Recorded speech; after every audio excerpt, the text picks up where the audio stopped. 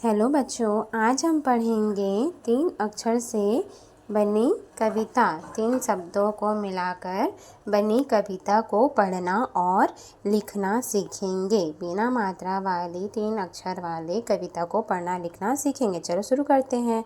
अमन अमन, मत मत, झगड़ झगड़, अमन मत झगड़। अब हठ हठ, मत मत, कर कर, अमन मत झगड़ अब हठ मत कर। कलश कलश कलश, उधर उधर, रख रख, कलश उधर रख।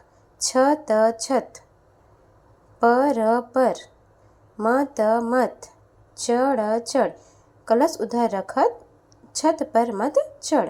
गरम गरम गरम गरम गरम, मटर मटर, गरम गरम मटर। चख चख, गरम गरम मटर चख। शहद शहद, चख चख, गरम गरम मटर चख शहद चख। कलम कलम, इधर इधर, रख रख रख, कलम इधर रख। चल चल, दस दस, तक तक, पढ़ पढ़ पढ़, कलम इधर